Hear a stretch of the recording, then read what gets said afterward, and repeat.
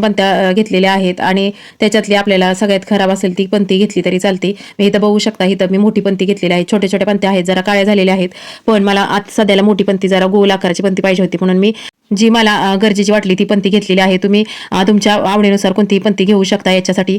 आता इथं आपल्याला थोडीशी माती पाहिजे, कुंडीतली माती वापरायची आहे. कुंडीतली माती कोणत्याही पद्धतीने सेफच आहे आणि त्या जागी तुळशीतली माती घेतली तर चांगलंच, अजूनच चांगलं.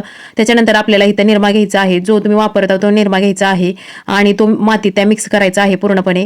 त्याच्यानंतर मी इथं डिशवॉश वापरलेला आहे. तुम्ही वापरा, अगर नाही वापरलं तरी चालेल, पण मी वापरत आहे डिशवॉश, जेणेकरून ज्यावेळेस मी हे पंतीत मिश्रण भरेल त्यावेळेस डिशवॉशमुळे ते घट्ट बसेल.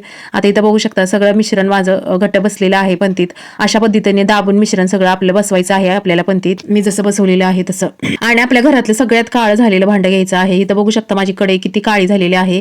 तुम्हाला समजेलच ह्या पंतीचा आणि आपण जे मिश्रण केलेलं आहे त्याचा ह्या कढईवरती काय परिणाम झालेला आहे ते.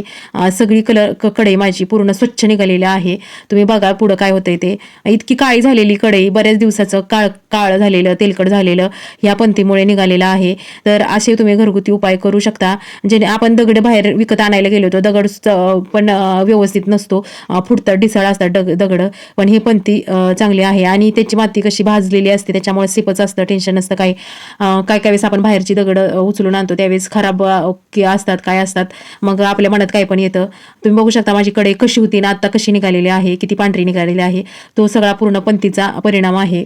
तर ही आयडिया करून बघा आणि तुम्हाला जर व्हिडिओ आवडला असेल तर तुमच्या मित्रपरिवारास प्लीज शेअर करा. तर चला आपण दुसरी आयडिया बघूयात. आता इथं मी पंत्या घेतलेल्या आहेत. आपल्या